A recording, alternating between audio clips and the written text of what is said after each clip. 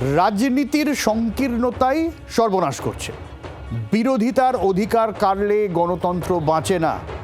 রাজনীতির অতিরিক্ত অনুপ্রবেশী মূল কারণ, মেধার অপচয় অবনমনের মূল কারণ এটাই। মেধার অবমূল্যায়ন নিয়ে আক্ষেপ প্রকাশ করলেন শ্রমিক ভট্টাচার্য, বিজেপির রাজ্য সভাপতি। শোনেন।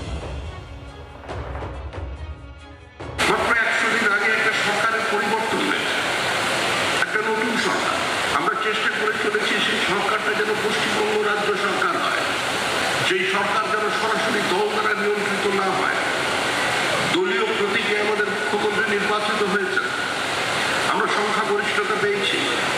49 বছরের একটা পলিটিক্যাল হেজিমনিকে শেষ করে দিয়ে শ্যামাপ্রসাদের মাটিতে শ্যামাপ্রসাদের সরকার তৈরি হয়েছে।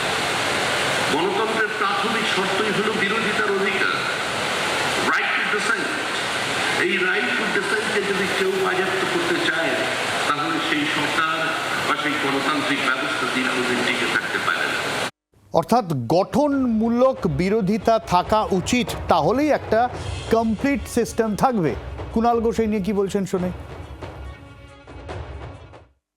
শ্রমিক ভট্টাচার্যের কথাগুলো ব্যাকরণ বইতে পড়তে ভালো লাগে, কিন্তু তার পাশে ব্যাকরণ বই কজন পড়ছে সেটা একটা বিরাট ব্যাপার। ওনার দলের লোকেরাই পড়ছে না, তো বিরাট সমস্যা। তো গণতন্ত্রের শাসক থাকবে, বিরোধী থাকবে, কিন্তু এখানে ওরা চাইছেন শাসক থাকবে, বিরোধী থাকবে না পশ্চিমবঙ্গে। কখনো ওই এনসিপিআই এর নাম করে একটা দোকান খুলে দাও, কখনো এখানে বালিশ তৃণমূলের নাম দিয়ে একটা প্রভিশনাল সিদ্ধান্ত নিয়ে প্রভিশনাল অপোজিশন লিডার প্রভিশনাল একটা হুইপ করে দাও। অর্থাৎ সরকার যারা চালাবে তাদের হাতেই বিরোধী দলের গলায় বাঁধা বকলেসটা থাকবে। আমি আজিজুল্লাহর কাছে যাব। কুণাল ঘোষও এই কথা বলছেন, যার আমলে বিরোধীর কণ্ঠস্বর রোধ করার বিস্তর অভিযোগ উঠেছে। যাই হোক, কিন্তু আজিজুল্লাহ, বিষয়টা ইন্টারেস্টিং এই জায়গা থেকে, এই যে বিরোধীদেরও গঠনমূলক একটা ভূমিকা থাকা উচিত। এই বিরোধী এক্স্যাক্টলি কে, এইটা নিয়ে যেমন সমস্যা রয়েছে। তারপরে দেখুন বাম, তারা প্রাসঙ্গিক হয়ে যাওয়ার ওঠার জন্য এমন এমন সব ইস্যু সামনে আসছে, সেটা নিয়েও নানা রকম ঘোট পাকানো বিষয় সামনে আসছে। গঠনমূলক বিরোধিতা, এটা ক্রমশ একটা সোনার পাথর বাটি হয়ে যাচ্ছে।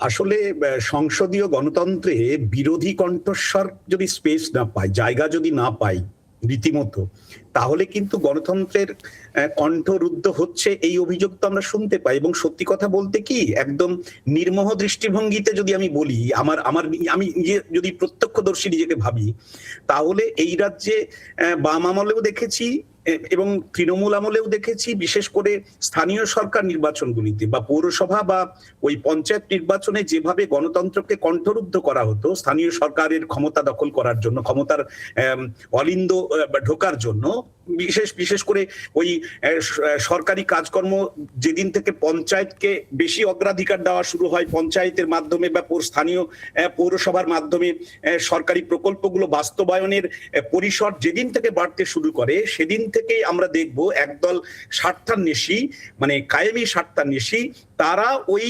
মধুভাণ্ডকে দখল করার জন্য কিন্তু এইভাবে পঞ্চায়েতগুলোকে দখল করেছে এবং পৌরসভাগুলোকে দখল করেছে। টেকনিক্যালি আজিজুল দা, এই বিরোধী স্পেসটা, এটা বাংলার খুব একটা, বাংলার রাজনীতিটা অভ্যেস করে উঠতে পারেনি। মানে বামেরা যে ট্র্যাডিশনটা দেখিয়ে দিয়েছিল, তৃণমূল সেটাকে বহন করে নিয়ে যাচ্ছিল, এবং এই আমলে এসে তো বিরোধীটা পরিসরটা কোথায় সেটাই মানে গোলমেলে বড় বেশি ধোঁয়াশার হয়ে গিয়েছে।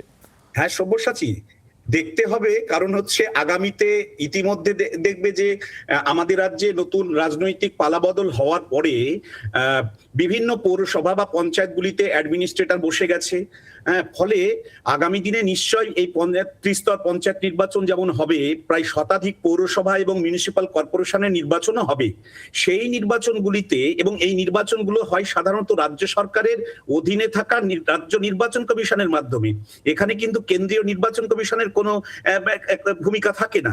এবং আমরা এর আগেও দেখেছি বাম আমলে কিংবা তৃণমূল আমলে রাজ্য নির্বাচন কমিশনকে দিয়ে স্থানীয় সরকার নির্বাচন পরিচালনার একটা গুরুতর অভিযোগ যেমন ছিল, সুতরাং আগামী আগামী যে পঞ্চায়েত নির্বাচন হবে বা পৌরসভা নির্বাচন হবে সেগুলিতে বর্তমান ক্ষমতাসীন সরকার কিভাবে গণতন্ত্রের পরিসরকে সবার জন্য অবশ্যই খোলা রাখে সেদিকে অবশ্যই আমাদের নজর সেইটা থাকবে, আমাদের কিন্তু দেখতে কিন্তু হবে আর কি। বিরোধীদের তো ইস্যু নিয়েও যেতে হবে, মানে অদ্ভুত অদ্ভুত সব ইস্যু সামনে উঠে আসে।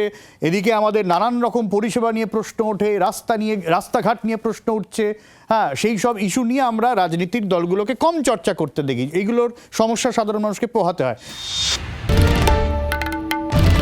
বাংলার আওয়াজ, বাঙালির আবেগ, জি 24 ঘন্টা।